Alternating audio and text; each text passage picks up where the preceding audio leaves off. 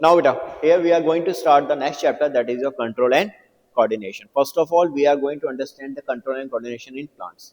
Sir ये है क्या, पहले समझ लो एक बार के लिए. जब हम कंट्रोल कोऑर्डिनेशन की बात करते हैं तो मीन्स प्लांट्स के अंदर और एनिमल्स के अंदर जितनी भी एक्टिविटीज हो रही हैं, ठीक है, जो भी मूवमेंट्स होते हैं, वो कोई ना कोई चीज कंट्रोल कर रही है. It is control by something. ठीक है, जैसे फॉर एग्जांपल मैं अपने हाथों को मूव करा रहा हूं तो दैट इज मेरे कंट्रोल में है, right. This is control by what, that is control by the हमारा सेंट्रल नर्वस सिस्टम. हमारा ब्रेन, हमारे स्पाइनल कॉर्ड्स, हमारे नर्व्स, ये मिलके क्या कर रहे हैं, कंट्रोल एंड कोऑर्डिनेशन करा रहे हैं हमारे अंदर. ह्यूमंस के अंदर मैं आंखों को पल के झपका रहा हूँ, that is also control and coordination. मेरी बॉडी के अंदर हार्मोन्स बन रहे हैं बहुत सारे, और हर हार्मोन का कोई ना कोई काम है, वो अपना कोई ना कोई काम, फंक्शनिंग जो है उस काम को कर रहा है. तो वो हार्मोन कितना सीक्रेट होना है, that is also what, control. क्या कोई भी हार्मोन मेरी बॉडी के अंदर लिमिट से ज्यादा सीक्रेट होगा? नहीं होगा. या कम होगा? नहीं होना चाहिए. अगर ज्यादा सीक्रेट हो रहा है या कम सीक्रेट हो रहा है तो दैट मीन्स बॉडी के अंदर प्रॉब्लम है. दैट्स व्हाई वो हार्मोन का सीक्रेशन प्रॉपर अमाउंट में नहीं हो रहा है, या तो वो ज्यादा हो गया या वो कम हो गया. लेकिन अगर कंट्रोल अमाउंट में हो रहा है तो that is again what, control and coordination. Getting my point. तो जब हम एनिमल्स की बात करते हैं, ह्यूमंस की बात करते हैं, तो हमारे बॉडी के अंदर तो कंट्रोल एंड कोऑर्डिनेशन के लिए दो चीजें हैं. एक हमारा सेंट्रल नर्वस सिस्टम जिसमें हमारी ब्रेन और स्पाइनल कॉर्ड्स आती हैं. दूसरा जो है वो है हमारा एंडोक्राइन सिस्टम. एंडोक्राइन सिस्टम जिसके अंदर हमारे दैट इज हार्मोन्स आते हैं, राइट. तो हार्मोन का सिक्रेशन भी कहीं ना कहीं डायरेक्टली और इनडायरेक्टली हमारे ब्रेन पे डिपेंड है. हमारे ब्रेन के अंदर ही ग्लैंड्स होती हैं, हाइपोथैलेमस, पिट्यूटरी ग्लैंड्स, जो हार्मोन के सिक्रेशंस को कंट्रोल करती हैं. डिफरेंट डिफरेंट हार्मोन का सिक्रेशन होगा, उनकी वजह से दैट इज हमारी बॉडी के अंदर डेवलपमेंट होगा, चेंजेस आएंगे, कंट्रोल. जैसे फॉर एग्जांपल अब तुम लोग प्यूबर्टी के पीरियड में चल रहे हो, you are in a puberty age, तो बॉडी में चेंजेस आ रहे हैं, right.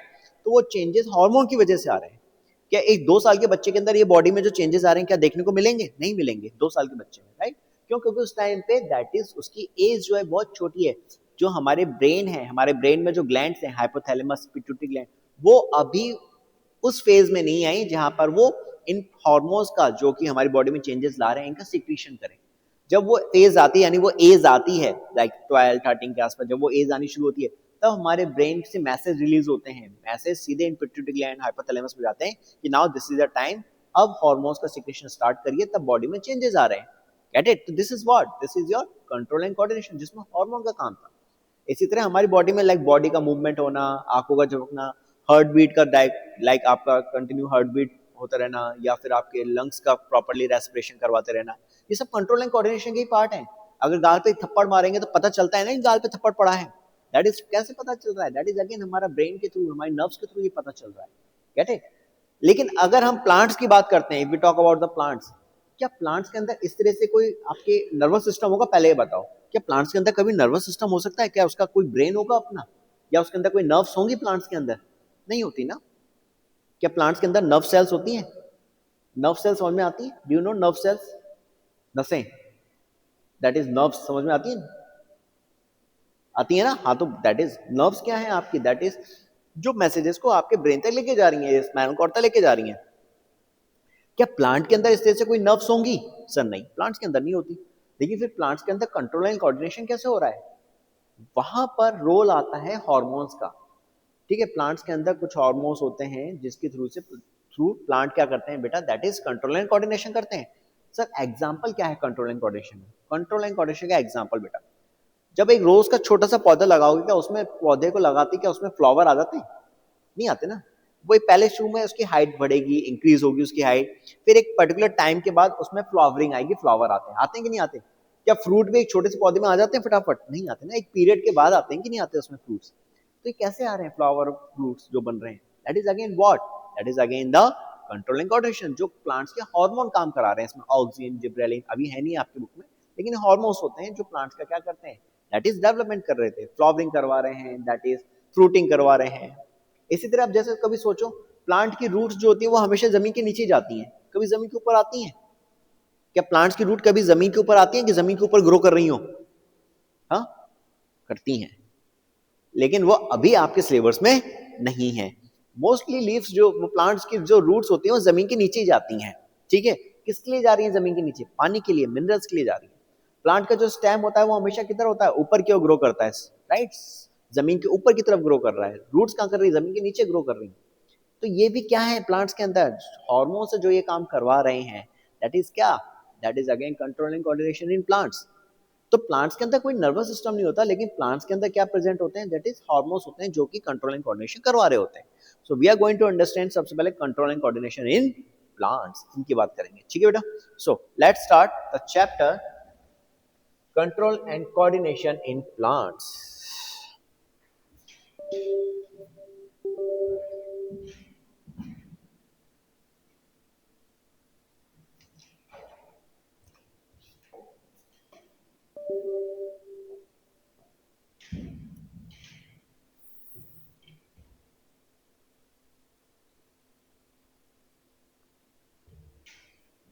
See beta, the chapter name is control and coordination in plants.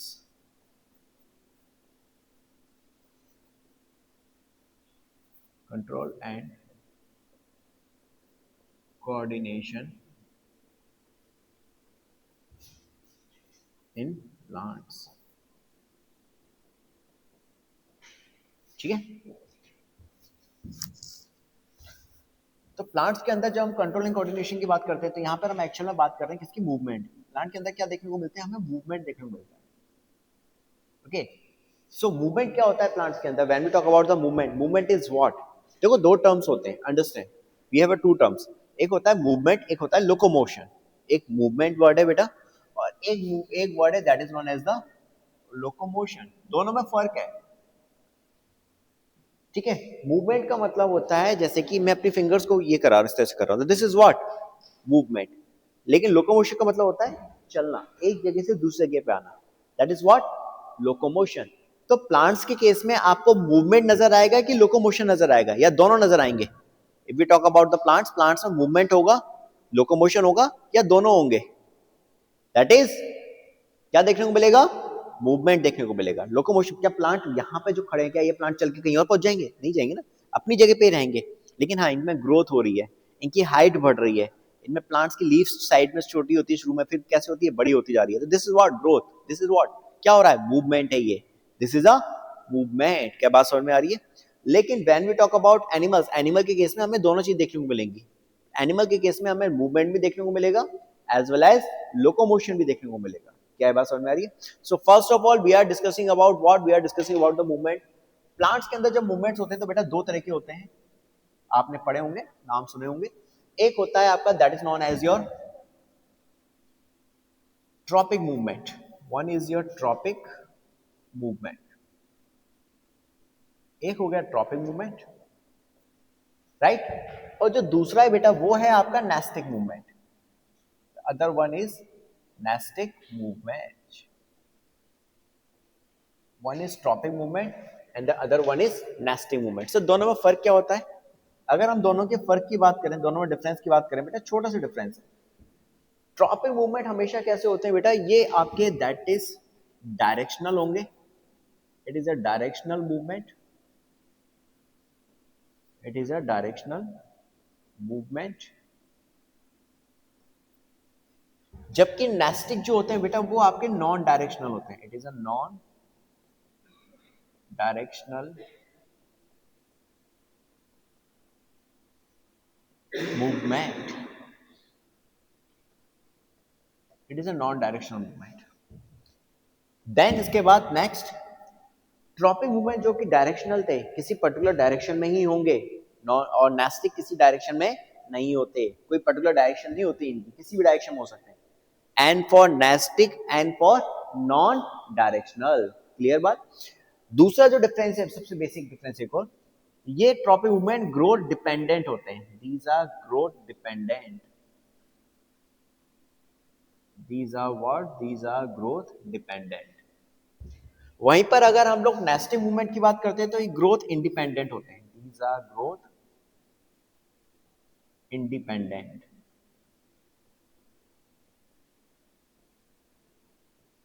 These are growth independent. Sir मतलब सिंपल से समझना, तो ये तो लाइन में समझ में आ रहा होगा, ग्रोथ डिपेंडेंट है, ग्रोथ इंडिपेंडेंट है. एग्जांपल के थ्रू समझो.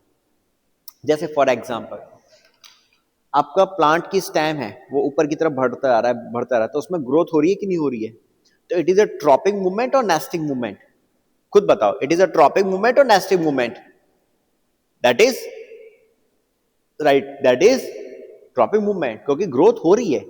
तो जिस पार्ट में ग्रोथ होगी वो मूवमेंट कैसा होगा, that is a tropic movement, वो ट्रॉपिक मूवमेंट। अब रूट है, जमीन के नीचे ग्रो करती आ रही है, करती आ रही है, तो it is also what, tropic movement और नॉट, ये भी ट्रॉपिक मूवमेंट हो गया। लेकिन अब जैसे फ्लावर है, अब फ्लावर एक टाइम पे बंद था, सूरज सुबह रोशनी आई, फ्लावरिंग हो गई, खिल गया फ्लावर, ठीक है। रात हुई, फ्लावर बंद हो गया।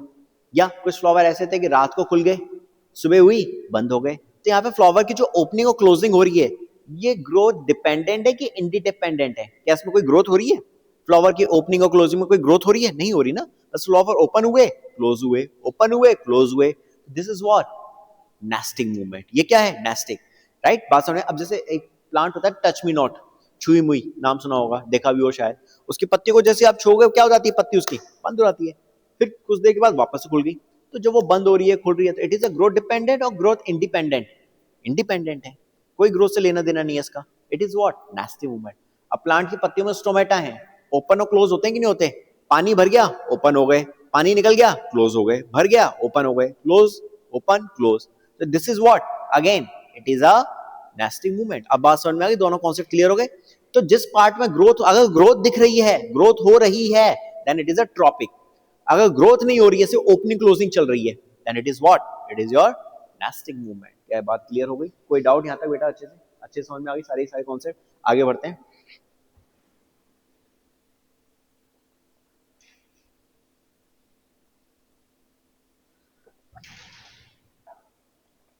सी, अब हम आगे बढ़ेंगे। We are going to understand the tropic movement. इनके टाइप देखेंगे, ट्रॉपिक मूवमेंट्स की बुक में आपके जो टाइप्स देखे हैं उनको हम बहुत इजी वे में समझेंगे, फटाफट से खत्म करेंगे। सी, हम बात कर रहे हैं बेटा ट्रॉपिक मूवमेंट्स के टाइप की, टाइप्स ऑफ ट्रॉपिक मूवमेंट।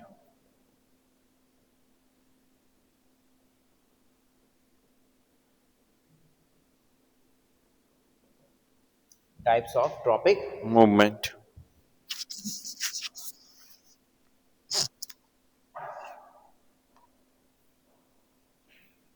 ठीक है बेटा। तो ट्रॉपिक मूवमेंट में कुछ एनसीईआरटी बुक्स ने टाइप्स दे रखे हैं। When we talk about their types, पहला टाइप है आपका, दैट इज, मैं यहाँ पे ट्रॉपिक मूवमेंट के टाइप लिख रहा हूँ, यहाँ लिख रहा हूँ ट्रॉपिक मूवमेंट कौन कौन से हैं, एंड यहाँ पे मैं बात कर रहा हूँ उनके प्लांट के पार्ट की, कौन सा प्लांट का पार्ट ग्रो करेगा और उसमें स्टिमुलस क्या होगा। ठीक है, that is plant part and stimulus. Stimulus का मतलब समझ में आता है, आउटर फैक्टर, एक्सटर्नल फैक्टर भी बोल सकते हैं। This is your external factor, जिसके लिए प्लांट के पार्ट की ग्रोथ हो रही है, जिस डायरेक्शन में हो रही है, that is known as the external factor. क्या बात समझ में आ रही है? कुछ ऐसे फैक्टर जिसके लिए प्लांट की पार्ट क्या करेंगे, ग्रो करेंगे, that is known as the external factor, that is stimulus. क्या बात समझ में आ गई? तो हम सबसे पहले बात करते हैं बेटा आपके, क्या सबसे पहले आपका जो आता है फोटोट्रोपिज्म, जो पहला है आपका, that is phototropism. The first one is phototropic. Photo का मतलब क्या होता है? What is the meaning of photo? Photosynthesis में भी यही वर्ड आ रहा है, photo. What is the meaning of photo? That is right, that is what, light. Photo मतलब क्या होता है? लाइट। ये लाइट सनलाइट भी हो सकती है, ये आर्टिफिशियल लाइट भी हो सकती है। प्लांट फोटोसिंथेसिस आर्टिफिशियल लाइट में भी कर सकते हैं। अगर आप बल्ब जला दो तो प्लांट उसकी प्रेजेंस में भी, बल्ब से जो लाइट आ रही है उसकी प्रेजेंस में भी फोटोसिंथेसिस कर सकता है। क्या बात समझ में आ रही है? तो फोटो का मतलब क्या हो गया? That is light. ऐसा नहीं है कि फोटो का मतलब यहाँ पे कि सर फोटो खींचनी है तो खींच मेरी फोटो, ऐसा नहीं है कुछ भी, है ना। It is not like that. Photo मतलब क्या है यहाँ पे? That is light. और ट्रॉपिज्म मतलब ट्रॉपिक मूवमेंट है, यानी डायरेक्शनल है। ठीक है, तो यहाँ पे कौन सा प्लांट का पार्ट है जो कि सनलाइट की डायरेक्शन में ग्रोथ करेगा, लाइट की डायरेक्शन में ग्रोथ करेगा? That is stem. स्टेम हमेशा किसकी डायरेक्शन में ग्रो कर रहा है? लाइट की डायरेक्शन में। ऊपर से सनलाइट आ रही है, उसी डायरेक्शन में स्टेम क्या कर रहा है? ऊपर की तरफ ग्रो कर रहा है। तो कौन सा पार्ट है प्लांट का जो फोटोट्रोपिज्म शो करेगा? That is stem. क्या यू कैसे कि स्टेम कैसा ट्रॉपिक मूवमेंट शो करता है? That will show positive phototropism. ये पॉजिटिव फोटोट्रोपिज्म शो कर रहा है। और साथ के साथ में you can say negative geo and hydrotropism. Geo और हाइड्रोट्रोपिज्म शो करेगा, यानी जियो का मतलब क्या होता है? ग्रेविटी। हाइड्रो का मतलब पानी, यानी कि पानी और ग्रेविटी की डायरेक्शन के अपोजिट ग्रो कर रहा है। ग्रेविटी और पानी कहां है? जमीन के नीचे। ग्रेविटी कहां से लग रही है? जमीन के अंदर से। पानी भी कहां है? जमीन के अंदर। स्टेम कहां ग्रो कर रहा है? जमीन के ऊपर। तो अपोजिट डायरेक्शन में ग्रो कर रहा है ना। सो दैट्स व्हाई जो स्टेम होता है वो पॉजिटिव हाइड्रोट्रोपिज्म, वो पॉजिटिव फोटोट्रोपिज्म शो करेगा। और अगर बोलें कि कैसा, नेगेटिव जियोट्रोपिज्म या नेगेटिव हाइड्रोट्रोपिज्म शो करेगा। स्टिमुलस क्या हो गया यहाँ पे? We have already discuss, it is light. यहाँ स्टिमुलस कौन है? लाइट है। ठीक है, अगला है नेक्स्ट, अगला दो दैट इज जियोट्रोपिज्म। नेक्स्ट है जियोट्रोपिज्म। जियो का मतलब मैंने अभी बता दिया था। जियो का मतलब क्या होता है? G for Jio, G for Airtel. Sir एक जियो हो गया, एक एयरटेल हो गया, ऐसी क्या होगा? जियो से मतलब क्या होता है? ग्रेविटी। तो जियो का मतलब क्या हो गया बेटा? शुक्र है, दैट इज ग्रेविटी। ठीक है, स्टिमुलस क्या है यहाँ पे? ग्रेविटी है। प्लांट का कौन सा पार्ट है जो ग्रेविटी की डायरेक्शन में ग्रो करेगा? That is roots. तो यहाँ पे प्लांट का कौन सा पार्ट आ गया? रूट। रूट मतलब ये कैसा ट्रॉपिक मूवमेंट शो करेगी? पॉजिटिव हाइड्रोट्रोपिज्म और पॉजिटिव जियोट्रोपिज्म। पानी की डायरेक्शन में भी ग्रो कर रही है और साथ ही साथ में ग्रेविटी की डायरेक्शन में भी ग्रो करेगी। तो it will show positive geotropism. Geotrope, पहले यहां जियोट्रोपिज्म ही लिख रहे हैं। ठीक है, रूट किसके अगेंस्ट ग्रो कर रही है? लाइट की डायरेक्शन के अगेंस्ट। तो ये कैसा नेगेटिव मूवमेंट शो करेगी? It will show negative phototropism. Negative phototropism show करेगी। क्लियर बात? आगे खत्म। चलो आगे बढ़ते हैं। नाउ थर्ड वन, अगला है हाइड्रोट्रोपिज्म। हाइड्रो का मतलब क्या होता है? What is the meaning of hydro? हाँ बेटा, हाइड्रो का मतलब क्या होता है? Water. Very good, that is. तो यहां पे स्टिमुलस क्या है? वाटर है, पानी है। प्लांट का कौन सा पार्ट है जो पानी की डायरेक्शन में ग्रो करेगा? Again root. That will show positive hydrotropism. Positive hydrotropism show करेगा, दैट इज। अब मेरी बात को बहुत ध्यान समझो। देखो, रूट जो है जियोट्रोपिज्म भी शो कर रही है और हाइड्रोट्रोपिज्म भी शो कर रही है। अगर ये पूछा जाए कि दोनों में से इंपॉर्टेंट क्या है, प्लांट की रूट जो है वो पहले मूवमेंट किसके लिए करेगी? पानी के लिए करेगी कि ग्रेविटी के लिए करेगी? तो क्या आंसर दोगे आप लोग? That is right, that is water. किसके लिए ग्रो करेगी? वाटर के लिए। लाइन पढ़ी है ना, बहुत जगह सुनते हुए आते हैं, जल ही जीवन है, वाटर इज लाइफ। अगर प्लांट को पानी नहीं मिलेगा तो जिंदा कैसे रह लेगा? फिर क्या ग्रेविटी और क्या कुछ नहीं रहा। जब प्लांट ही जिंदा नहीं रहा तो क्या ग्रेविटी रह गई? फिर क्या बात समझ में आ रही है? तो ग्रेविटी जाए साइड में। ग्रेविटी कैसी है? सेकेंडरी है प्लांट्स की रूट्स के लिए। प्राइमरी क्या है? पहले किस लिए ग्रो करेगा? वाटर के लिए। से कैसे? ग्रेविटी यहां से आ रही है, लेट से रूट ये ग्रो कर रही है नीचे की तरफ, इधर की तरफ ग्रो कर रही है।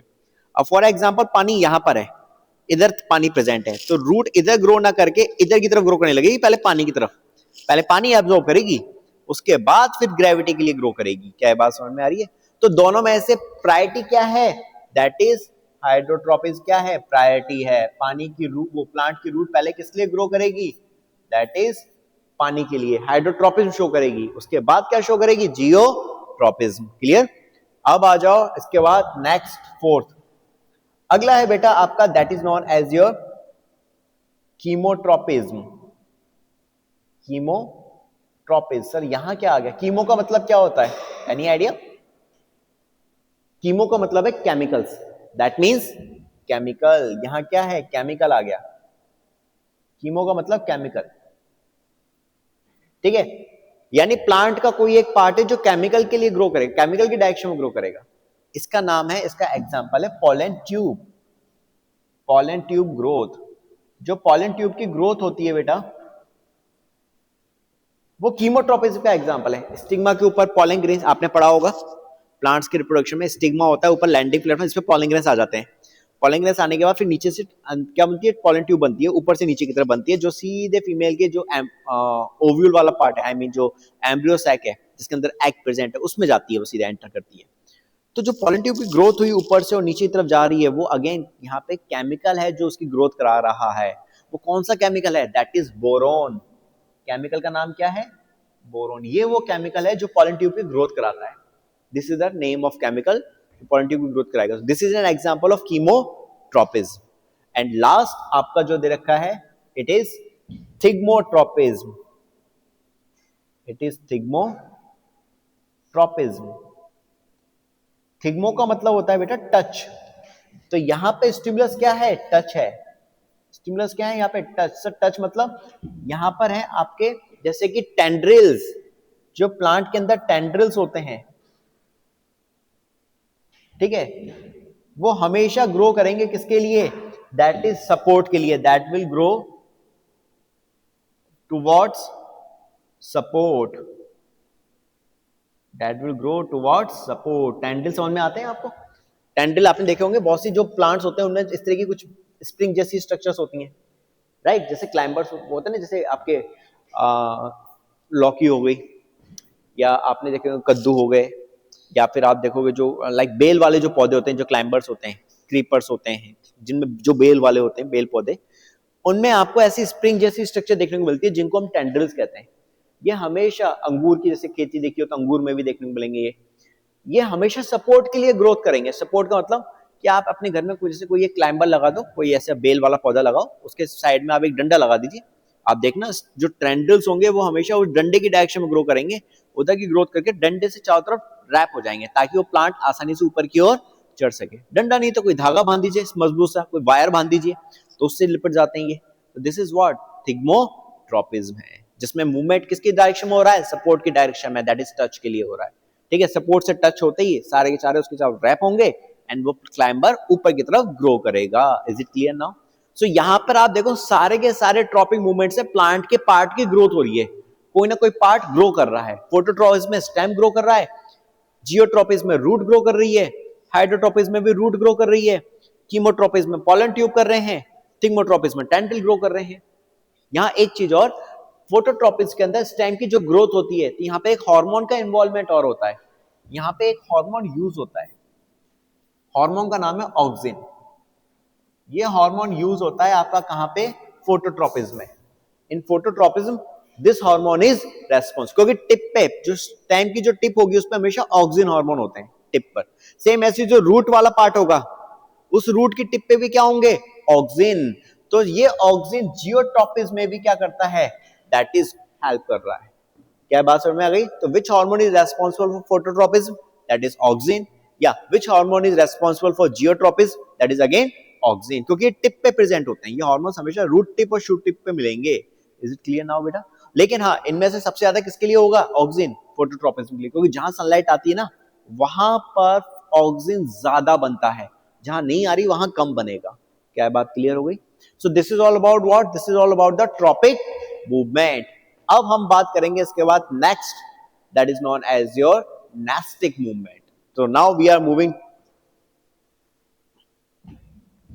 next part, that is called your nestic movement.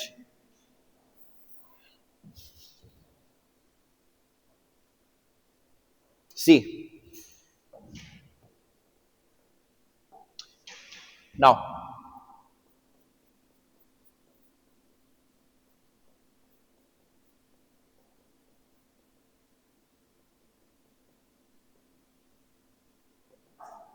when we talk about the nestic movement, अबे nestic movement क्या है?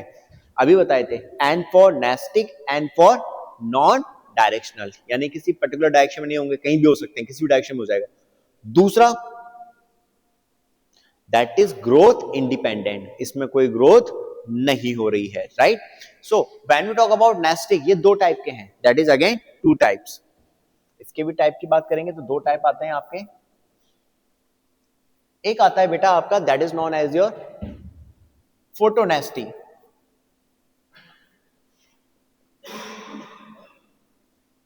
एक तो है फोटोनेस्टी, नाम से समझ में आ रहा है, नेस्टी वर्ड आ रहा है, तो नेस्टिक हो गए। और दूसरा है सीज्मोनेस्टी। सीज़्मोनेस्टी। सीज़्मोनेस्टी को बेटा हम लोग थिग्मोनेस्टी भी बोलते हैं। It is also known as your thigmonasty, seismonasty या थिग्मोनेस्टी। ठीक है। अब अगेन फोटो का मतलब क्या होता था? That is light. तो यहां पर फोटोनेस्टी में क्या होता है बेटा, जो प्लांट्स में कुछ प्लांट ऐसे होते हैं जिनकी जो फ्लावरिंग होती है वो लाइट पे डिपेंड करती है। जैसे सनफ्लावर, जब सूरज की रोशनी आएगी तो खिल जाएगा, सूरज की रोशनी गई बंद हो गए। या कुछ फ्लावर ऐसे होते हैं जो रात को खिलते हैं और दिन में क्या हो जाते हैं, बंद हो जाते हैं। ठीक है। तो यहां पर क्या है example, that is opening and closing, opening and closing of flower. ठीक है। इसमें आपका क्या आ गया एग्जाम्पल, इसमें एग्जाम्पल दे रखा है आपका 4 o'clock प्लांट, रात को खिलने वाला एक प्लांट है 4 o'clock प्लांट। ठीक है। जैस्मीन रात को खिलने वाला प्लांट है, ये भी, इसमें भी फ्लावरिंग रात को होती है। तो ये वो प्लांट्स है जिनमें ओपनिंग और क्लोजिंग जो होती है वो क्या होती है, किस पे डिपेंड है, that is depend on light, depend on light. जैसे कि ये दोनों प्लांट्स हैं, ये कब खिलते हैं, ड्यूरिंग नाइट। इनमें प्लांट्स में क्या होगी, ओपनिंग होगी, फ्लावरिंग होगी, ड्यूरिंग नाइट फ्लावरिंग आपको देखने को मिलेगी, रात में फ्लावरिंग होगी और सुबह होते ही फ्लावर क्लोज हो जाएंगे। क्या बात समझ में आ रही है? दैट इज रात को क्यों होती है, ये भी बड़ी बेनिफिशियल है। जैसे फॉर एग्जांपल बेटा इंसेक्ट पॉलिनेशन जब करते हैं, रिप्रोडक्शन से लेके चल रहा हूँ, इंसेक्ट जब पॉलिनेशन करते हैं तो फ्लावर के कलर बहुत मैटर करता है उनके लिए, या तो फ्लावर की स्मेल या फिर फ्लावर का कलर। जितना फ्लावर का कलर ब्राइट होगा, चमकीला होगा, फ्लावर इंसेक्ट अट्रैक्ट होंगे उस पे नेक्टर के लिए, नेक्टर मतलब फूलों का रस, उसके लिए। क्या बात समझ में आ रही है? तो इसलिए फ्लावर क्या करते हैं, बहुत ब्राइट कलर के होते हैं प्लांट्स में, ताकि इंसेक्ट ज्यादा से ज्यादा आए, उनके ऊपर पॉलिनेशन ज्यादा से ज्यादा होगा। लेकिन जो फ्लावर रात को खिलते हैं, अब उनका तो अगर कलर कितना ही ब्राइट हो, रात को दिखाई देगा क्या इंसेक्ट्स को? हाँ, जैसे बैट है, चमगादड़ है, उनको तो दिखाई नहीं देता ठीक से रात को, या रात को जो इंसेक्ट्स होते हैं वो जब निकलते हैं उनको तो फ्लावर कलर दिखाई नहीं देगा, तो फिर वो अट्रैक्ट होते हैं खुशबू के लिए। इसलिए रात को जो फ्लावरिंग होती है ना, जिन प्लांट्स में आप देखना, जिन प्लांट्स में फ्लावरिंग रात को होती है उन फ्लावर्स में खुशबू बहुत अच्छी आती है, उनकी स्मेल, उनकी खुशबू बहुत अलग होती है, एरोमा होती है उनके, बहुत अच्छी एरोमेटिक होती है, खुशबू होती है, क्योंकि इंसेक्ट्स उनकी खुशबू से ही उनके ऊपर अट्रैक्ट हो रहे हैं एंड उनपे नेक्टर के लिए आ रहे हैं और पॉलिनेशन करवा रहे हैं। क्या बात समझ में आ रही है? इसलिए रात को जो फ्लावरिंग होगी उनमें खुशबू बहुत अच्छी होगी, दिन में जो फ्लावरिंग होगी उन फ्लावर के कलर बहुत अच्छे होंगे, दैट इज ब्राइट कलर होंगे। दैट इज क्लियर, बात समझ में आया कॉन्सेप्ट? अब आ जाओ, दूसरा है सीज़्मोनेस्टी या थिग्मोनेस्टी। थिग्मो का मतलब अभी समझाया था, टच, दैट इज, तो यहां पर हम लोग बात करेंगे क्या, यहां बात कर रहे हैं हम लोग आपके, that is opening and closing of leaves, opening and closing of leaves, closing of leaves किस में देखने को मिलती है? एग्जांपल है मिमोसा पुडिका, मिमोसा पुडिका, जिसको हम कहते हैं टच मी नॉट, छुई मुई,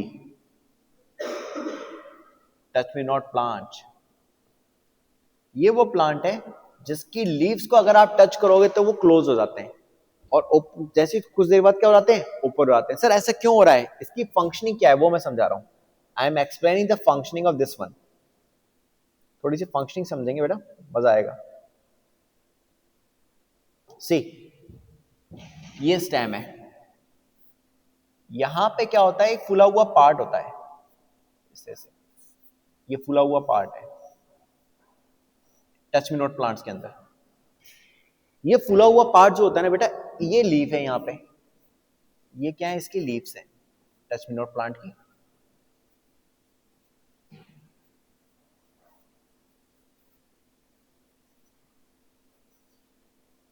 ठीक है, ये लीव्स थी। अब इस फूले हुए पार्ट को बेटा हम लोग कहते हैं pulvinus, it is known as the pulvinus, जिसमें क्या होता है, पानी भरा होता है, that store water, that store water. जब इसमें पानी भरा होगा तो ये कैसा हो जाता है, फूल जाता है, कैसा हो जाता है, फूल जाता है। और जब ये फूल जाता है तो पत्तियां कैसी हो जाती हैं, ऐसे ओपन हो जाती हैं। क्या बात समझ में आ रही है? दैट इज, तो पत्तियां कब ओपन होती हैं, जब पल्बिनस के अंदर पानी भरा होगा। पल्बिनस क्या है, स्टेम के पास जो लीफ बेस होती है, लीफ का जो बेस है उसमें फूला हुआ पार्ट होता है, दैट फूला हुआ part is known as the pulvinus, जिसमें पानी भरा होगा। जब पानी भरा होगा तो पत्तियां कैसे होंगी, इस तरह से ओपन होगी। लेकिन जैसे आप उसको टच करते हो पत्तियों को, तो पत्तियों को टच करने से क्या होता है, यहाँ से पानी निकल जाता है, पल्विनस में से क्या हो जाता है, पानी बाहर निकल आता है, स्टेम के अंदर आ जाता है। तो ये क्या हो जाता है, श्रिंक हो जाता है, सिकुड़ जाता है। जैसे ही पल्विनस सिकुड़ता है, श्रिंक होता है, पत्तियां भी कैसे हो जाती हैं, क्लोज हो जाती हैं। फिर जैसे ही पल्विनस में धीरे धीरे फिर से पानी भर जाएगा, फिर पत्तियां वापस क्या हो जाएंगी, ओपन हो गई। तो दिस इज हाउ आपकी जो मिमोसा पुंडिका की लीव्स हैं, टच मी नॉट प्लांट्स की जो लीव्स हैं, वो ओपन और क्लोज हो रही होती हैं। Is it clear now why? तो यहां पे जब पानी स्टोर होगा पल्विनस में, तो लीफ कैसी होंगी, एज ए रिजल्ट लीफ क्या हो जाती हैं, ओपन हो जाती हैं, लीफ ओपन होती हैं।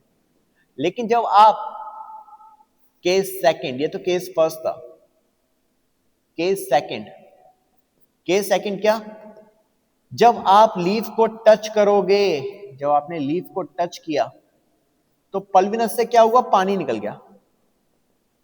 पल्विनस से क्या हुआ, वाटर एग्जिट हो गया, क्या, वाटर कहां चला गया, इनटू स्टेम, स्टेम में चला गया। तो पल्विनस क्या हो गया, एज ए रिजल्ट श्रिंक हो गया। ये क्या हो गया, यहां पे श्रिंक हो गया, सिकुड़ गया। और जैसे ये श्रिंक हुआ तो फाइनली लीफ क्या हो गई, क्लोज हो गई। Finally leaf close. यहां पे पल्विनस में क्या था, पानी स्टोर था, पानी स्टोर था, तो पल्विनस की शेप कैसी है यहां पर, दैट इज स्वेलो, फूला हुआ है, फ्लैसिड है, टर्जिड, इट इज टर्जिड, फूला हुआ है। और फ्लैसिड ये है, श्रिंक का मतलब होता है फ्लैसिड, चिपटा हुआ। क्या ये बात समझ में आ गई? So this is the functioning of कि how the mimosa pudica touch me not plants are open and close. क्या यहां तक कोई डाउट बेटा, समझ में आ गया कॉन्सेप्ट यहां तक? गिव मी 1 मिनट, 1 मिनट दीजिए।